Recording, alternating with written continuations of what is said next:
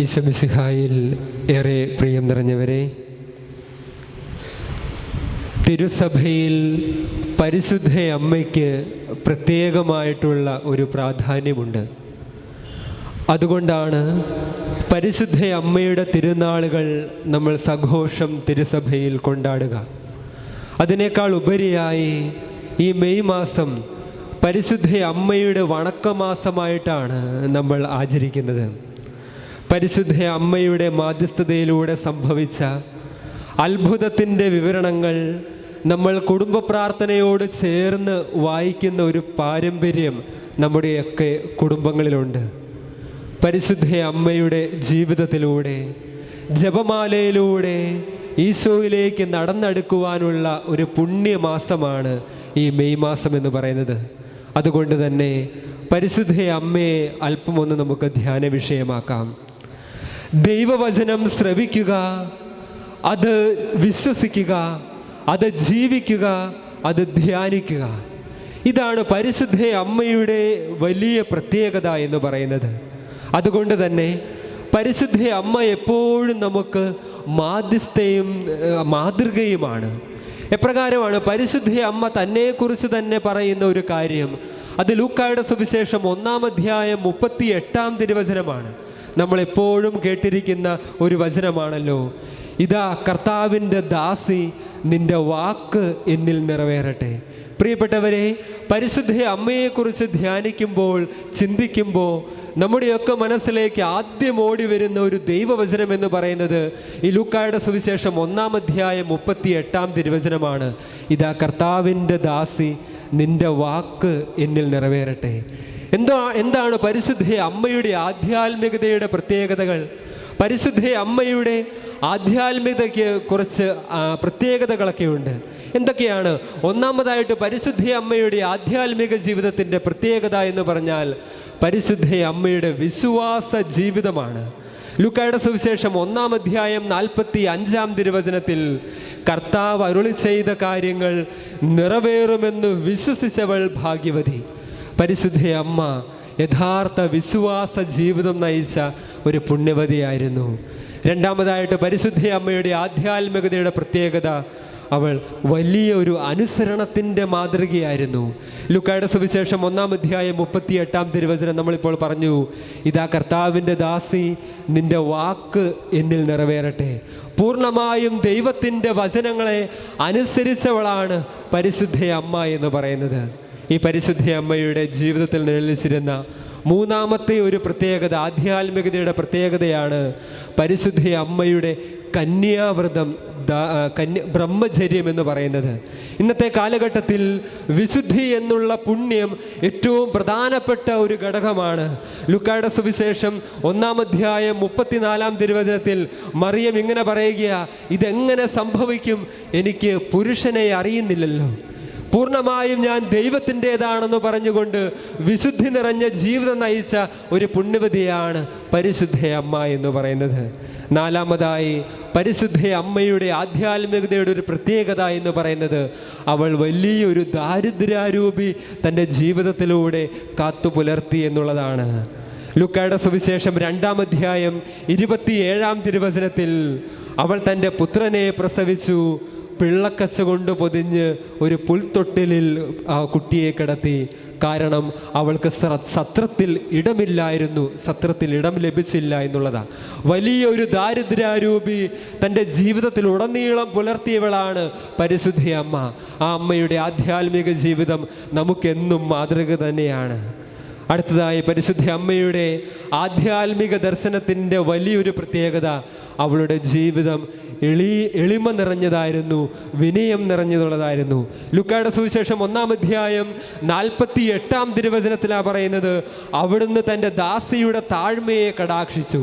അത്രമേൽ എളിമയും വിനയവും തൻ്റെ ജീവിതത്തിലൂടെ പുലർത്തിയ പരിശുദ്ധ അമ്മ നമ്മുടെയൊക്കെ ഓരോരുത്തരുടെയും ആധ്യാത്മിക ജീവിതത്തിന്, വിശ്വാസ ജീവിതത്തിന് വലിയ കരുത്താണ്. വീണ്ടും പരിശുദ്ധ അമ്മയുടെ ആധ്യാത്മിക ജീവിതത്തിൻ്റെ വലിയൊരു പ്രത്യേകതയാണ് വചനോപാസന എന്ന് പറയുന്നത്. ലൂക്കായുടെ സുവിശേഷം 2-ാം അധ്യായം 19-ാം തിരുവചനത്തിൽ ഇങ്ങനെ പറയുന്നു, മറിയമാകട്ടെ അതെല്ലാം ഹൃദയത്തിൽ സംഗ്രഹിച്ച് അതിനെക്കുറിച്ച് ഗാഢമായി ചിന്തിച്ചു കൊണ്ടിരുന്നു. ദൈവത്തിൻ്റെ വചനത്തെ തൻ്റെ ഹൃദയത്തിലേക്ക് സംഗ്രഹിച്ച് അത് തൻ്റെ ജീവിതത്തിലൂടെ പ്രാവർത്തികമാക്കാൻ പരിശ്രമിച്ചവളാണ് പരിശുദ്ധ അമ്മ എന്ന് പറയുന്നത്. അവസാനമായി പരിശുദ്ധ അമ്മയുടെ ആധ്യാത്മിക ജീവിതത്തിൻ്റെ വലിയൊരു പ്രത്യേകതയായിട്ട് നിഴലിക്കുന്നത് ഒരു പ്രാർത്ഥനാ ജീവിതമാണ്.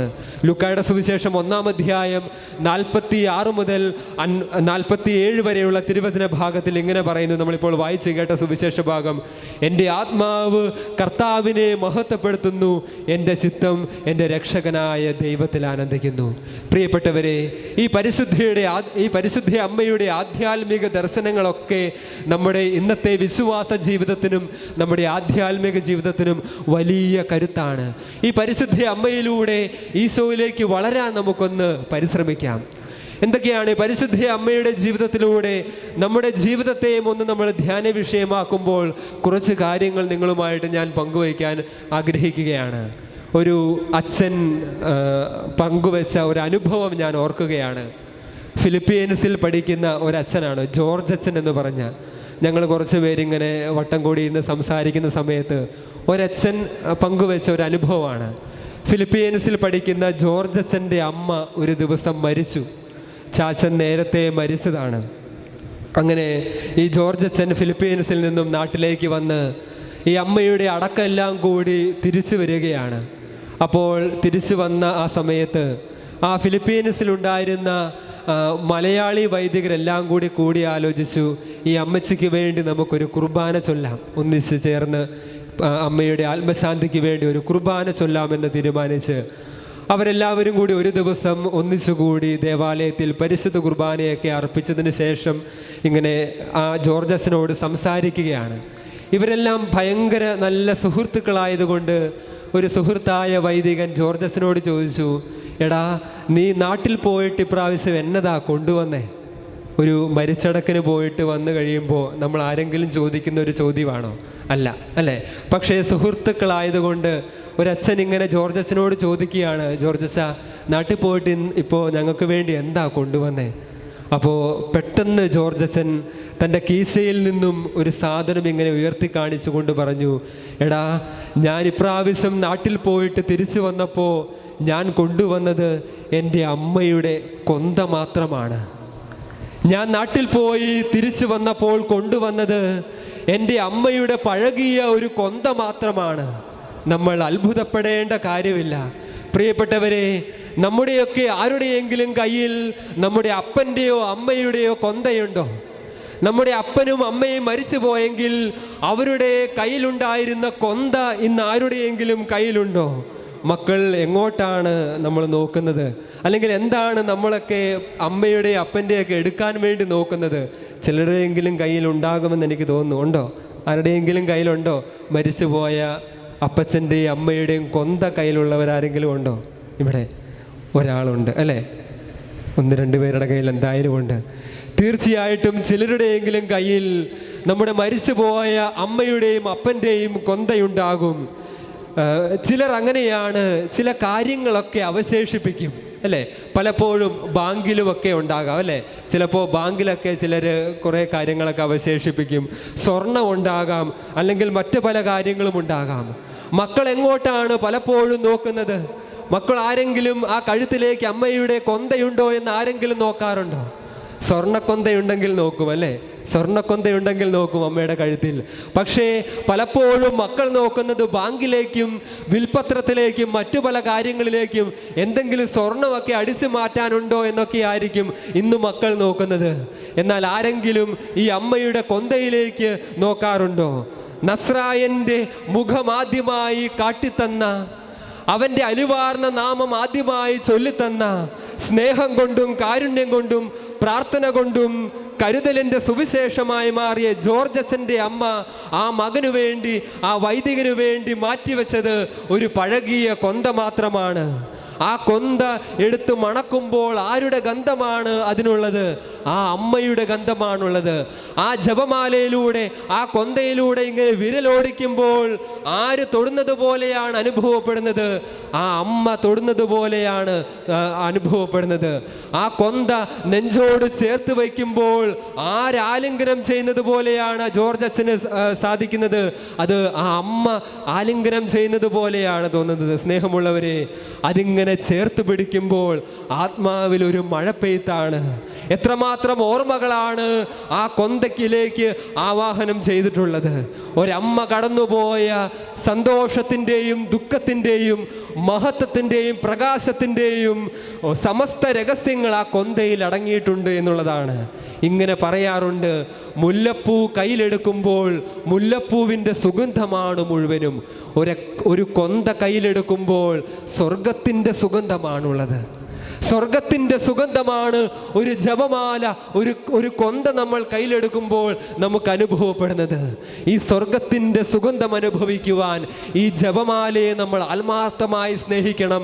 പരിശുദ്ധ അമ്മയെ നമ്മൾ മുറുകെ പിടിക്കണം എന്നുള്ളതാണ്. പ്രിയപ്പെട്ട മാതാപിതാക്കളെ, മക്കൾക്കായി നിങ്ങൾ ചില തിരുശേഷിപ്പുകൾ അവശേഷിപ്പിക്കണം. നിങ്ങൾ മക്കൾക്കായി ചില തിരുശേഷിപ്പുകൾ കരുതി വയ്ക്കണം. സ്വർഗത്തിൽ നിങ്ങൾക്ക് നിങ്ങളുടെ മക്കളെ കാണണമെങ്കിൽ, നിങ്ങൾക്ക് സ്വർഗത്തിൽ നിങ്ങളുടെ മക്കളെ ഒന്ന് കാണണമെങ്കിൽ ചില തിരുശേഷിപ്പുകൾ കൊന്തകളായിട്ടൊക്കെ നിങ്ങൾ അവശേഷിപ്പിക്കണമെന്നുള്ളതാണ്. ഇനി എന്താണ് നമ്മുടെ മക്കൾ ചെയ്യേണ്ടത്? നമ്മുടെ കൂടെയുള്ള മാതാപിതാക്കൾ വലിയ തിരുശേഷിപ്പുകളാണെന്നുള്ള അവബോധം എല്ലാ മക്കൾക്കും വേണമെന്നുള്ളത് തന്നെയാണ്. ഈ ജപമാല ചേർത്ത് വയ്ക്കുമ്പോൾ പരിശുദ്ധ അമ്മയുടെ ഗന്ധം തന്നെയാണ് നമുക്ക് അനുഭവപ്പെടുന്നത്. ഈ പരിശുദ്ധ അമ്മയുടെ ഗന്ധം തന്നെയാണ്, പരിശുദ്ധ അമ്മ കടന്നുപോയ സന്തോഷത്തിൻ്റെയും ദുഃഖത്തിൻ്റെയും മഹത്വത്തിൻ്റെയും പ്രകാശത്തിൻ്റെയും വഴികളാണ്, രഹസ്യങ്ങളാണ് ഓരോ ജപമാലമാണികളും നമ്മൾ ചൊല്ലുമ്പോൾ നമുക്ക് അനുഭവവേദ്യമാകുന്നത്. അതുകൊണ്ട് ഈ ജപമാല മാസത്തിൽ, ഈ വണക്കമാസത്തിൽ പരിശുദ്ധ അമ്മയിലൂടെ ജപമാലയെ സ്നേഹിക്കാൻ നമുക്കാകട്ടെ. നമ്മുടെ അമ്മമാരെ സ്നേഹിക്കുന്നതോടൊപ്പം നമ്മുടെ പരിശുദ്ധ അമ്മയെയും, സ്വർഗത്തിൽ നിന്ന് ക്രിസ്തു നമുക്കായി ദാനമായി നൽകിയ പരിശുദ്ധ അമ്മയെയും യഥാർത്ഥമായി സ്നേഹിക്കാൻ ഈ ജപമാലയിലൂടെ ഈശോയിലേക്ക് വളരാൻ നമുക്കൊക്കെ ആകട്ടെ. സുവിശേഷം ചേർത്തുവെച്ച ഈ ജപമാല മണികളെ വിശ്വാസപൂർവ്വം നമ്മൾ ധ്യാനിക്കുമ്പോൾ പരിശുദ്ധ അമ്മയെ തന്നെയാണ് നമ്മൾ ധ്യാനിക്കുന്നത്. സ്നേഹം നിറഞ്ഞവരെ, ഈ വണക്കമാസത്തിലൂടെ കടന്നു പോകുമ്പോൾ ഒരു 2-3 ദിവസം കൂടിയേ ഉള്ളൂ ഈ മെയ് മാസം തീരാൻ വേണ്ടിയിട്ട്. ഈ വണക്കമാസത്തിൽ ഒന്നേ പറയാനുള്ളൂ, ഒരു മെഴുകുതിരിവട്ടത്തിൽ അമ്മ മേരിയുടെ മുഖം കണ്ട് തിരുഹൃദയത്തിന് മുമ്പിൽ കുടുംബം മുഴുവൻ മുട്ടുകുത്തി ഈ സന്തോഷത്തിൻ്റെ, ഈ ദുഃഖത്തിൻ്റെ, ഈ മഹത്വത്തിൻ്റെ, ഈ പ്രകാശത്തിൻ്റെ രഹസ്യങ്ങൾ നമ്മൾ വഴിയിലൂടെ നടക്കുമ്പോൾ, ഈ പ്രകാശത്തിൻ്റെ വഴിയിലൂടെ നടക്കുമ്പോൾ നിറമില്ലാത്ത, രുചിയില്ലാത്ത, ഗുണമില്ലാത്ത, കൃപയില്ലാത്ത നമ്മുടെ വ്യക്തി ജീവിതങ്ങളും കുടുംബങ്ങളും വലിയ മേൽത്തരം വീഞ്ഞിൻ്റെ അനുഭവമായി മാറുമെന്നുള്ളത് തീർച്ചയാണ്. ഒരു മെഴുകുതിരിവട്ടത്തിൽ പരിശുദ്ധ അമ്മയുടെ മുഖം കണ്ട് തിരുഹൃദയത്തിൻ്റെ രൂപത്തിന് മുമ്പിൽ കുടുംബം മുഴുവൻ, അപ്പനും അമ്മയും മക്കളുമെല്ലാം മുട്ടുകുത്തി പ്രാർത്ഥിക്കുമ്പോൾ പരിശുദ്ധ അമ്മ നടന്നു നീങ്ങിയ സന്തോഷത്തിൻ്റെയും ദുഃഖത്തിൻ്റെയും പ്രകാശത്തിൻ്റെയും മഹത്വത്തിൻ്റെയും വഴിയിലൂടെ നമ്മൾ നടന്നു നീങ്ങുമ്പോൾ ഗുണമില്ലാത്ത, നിറമില്ലാത്ത, രുചിയില്ലാത്ത, കൃപയില്ലാത്ത നമ്മുടെ വ്യക്തി ജീവിതങ്ങളും നമ്മുടെ കുടുംബ ജീവിതങ്ങളും മേൽത്തരം വീഞ്ഞിൻ്റെ അനുഭവമായി മാറുമെന്നുള്ളത് തീർച്ച തന്നെയാണ്. അമ്മ ഒരു മഴയാണെന്ന് പറയാറുണ്ട്. അമ്മ ഒരു മഴയാണ്, അല്ലേ? അമ്മ മഴയാണെങ്കിൽ അപ്പനാരാണ്? ആണ്. അമ്മ മഴയാണെങ്കിൽ അപ്പനാരാ മോനെ? അപ്പൻ കൊടുങ്കാറ്റോ? അപ്പം കൊടുങ്കാറ്റും പേമാരിയും ഒന്നുമല്ല. അമ്മ മഴയാണെങ്കിൽ അപ്പൻ ആലിപ്പഴമാണ്. ആലിപ്പഴം അല്ലേ, ഇടയ്ക്ക് മാത്രമേ പെയ്യുള്ളൂ, അല്ലേ? ഇടയ്ക്ക് മാത്രമേ നമ്മളെ സ്നേഹിക്കുകയുള്ളൂ, ഇടയ്ക്ക് മാത്രമേ നമ്മളെ ആലിംഗനം ചെയ്യുള്ളൂ, അല്ലേ? അമ്മ മഴയാണെങ്കിൽ അപ്പൻ ആലിപ്പഴമാണ്. പരിശുദ്ധ അമ്മയും ഒരു മഴപ്പെയ്ത്ത് തന്നെയാണ്. നമ്മളെയൊക്കെ ആശ്വസിപ്പിക്കാൻ, നമ്മളെയൊക്കെ കുളിർപ്പിക്കാൻ പറ്റിയ വലിയ ആശ്വാസത്തിൻ്റെ വചനമാണ്, വലിയ കടലാണ്, മഴയാണ് പരിശുദ്ധ അമ്മ എന്ന് പറയുന്നത്. ഇന്ന് ഓൾഡ് ഏജ് ഹോമുകളൊക്കെ കൂടി വരുന്ന ഒരു കാലഘട്ടമാണല്ലോ. ഇങ്ങനെ പറയാറുണ്ട്, ആട്ടി ഉറക്കിയ അമ്മയെ ആട്ടി ഇറക്കുന്നത് മക്കളത്രേ. ആട്ടി ഉറക്കിയ അമ്മയെ ആട്ടി ഇറക്കുന്നത് മക്കളത്രേ. ഒരു പത്രവാർത്ത ഇപ്രകാരമാണ്: വാർദ്ധക്യത്തിലെത്തിയ ഒരമ്മയെ ഉറുമ്പരിച്ചു കൊന്നു. അതിൻ്റെ അടിക്കുറിപ്പ് ഇങ്ങനെയാണ്: അമ്മയ്ക്കിത്ര മധുരമുണ്ടെന്ന് ഉറുമ്പിനറിയാം, പക്ഷേ മക്കൾക്കറിയില്ല. അമ്മയ്ക്കിത്ര മധുരമുണ്ടെന്ന് ഉറുമ്പിനറിയാം, പക്ഷേ മക്കൾക്കറിയില്ല. പ്രിയപ്പെട്ട മാതാപിതാക്കൾ, മക്കൾക്കായി തിരുശേഷിപ്പുകൾ അവശേഷിപ്പിക്കണം. ഒപ്പം നമ്മുടെയൊക്കെ കൂടെ നല്ല തിരുശേഷിപ്പുകളാണ് കൂടെയുണ്ട്. അപ്പനും അമ്മയുമാകുന്ന തിരുശേഷിപ്പുകളാണ് കൂടെയുണ്ടെന്നുള്ള അവബോധം പ്രിയപ്പെട്ട മക്കളെ നമ്മളെല്ലാവരും ഓർക്കണം. പരിശുദ്ധ അമ്മ നിധിയാണെന്നും നദിയാണെന്നും പറയാറുണ്ട്. എന്താണ് പരിശുദ്ധ അമ്മ നിധിയാണെന്ന് പറയുമ്പോൾ? നിധിയായ ഈശോ പരിശുദ്ധ അമ്മയുടെ ഒപ്പമുണ്ട് എന്നുള്ളതാണ് നിധിയായ. നദിയാണെന്ന് പറയുമ്പോൾ ഈ പരിശുദ്ധ അമ്മ ജോർദാൻ നദി പോലെയാണ്. അതിൽ സ്നാനപ്പെടുന്നവർക്ക് ദൈവപുത്രൻ്റെ വരം ലഭിക്കുകയാണ്, വലിയൊരു ആശ്വാസം ലഭിക്കുകയാണ്. അതുകൊണ്ട് ആ നദിയിൽ നമുക്കൊക്കെ മുങ്ങി നിവരാം. പരിശുദ്ധ അമ്മ നമുക്ക് നൽകുന്ന വലിയൊരു പാഠമാണ്. ഒരമ്മയുടെ അടുത്തിരിക്കുമ്പോൾ വലിയ ആശ്വാസമാണ് നമുക്കൊക്കെ, അല്ലേ?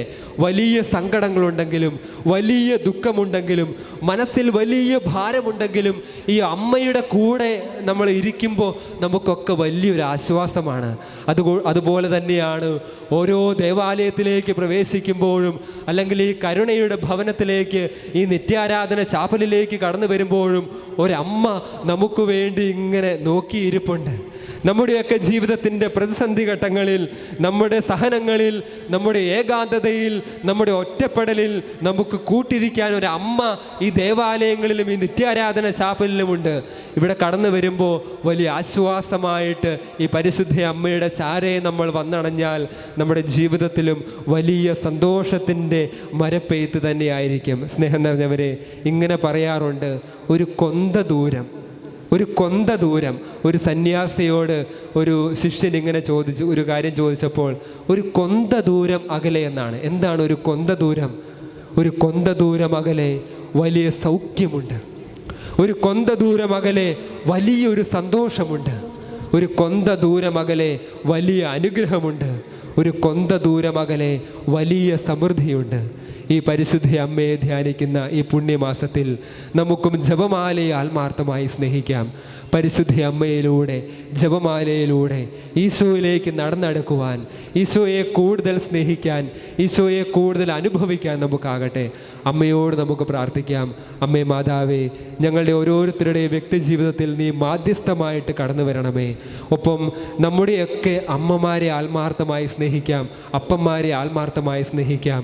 ബാങ്കിലേക്കല്ല, വിൽപത്രത്തിലേക്കല്ല, സ്വർണത്തിലേക്കല്ല നമ്മുടെ നോട്ടം. നമ്മുടെ അമ്മയുടെയൊക്കെ പഴകിയ കൊന്തകളൊക്കെ നമ്മൾ സൂക്ഷിച്ചു വെച്ചാൽ അത് വലിയ തിരുശേഷിപ്പാണ്. നമുക്ക് സ്വർഗത്തിൽ നമ്മളെല്ലാവരും ഒന്ന് ചേർന്ന് സന്തോഷത്തിലായിരിക്കാൻ ആ തിരുശേഷിപ്പുകളൊക്കെ ധാരാളം മതിയാകും. ദൈവം നമ്മളെ സമൃദ്ധമായി അനുഗ്രഹിക്കട്ടെ.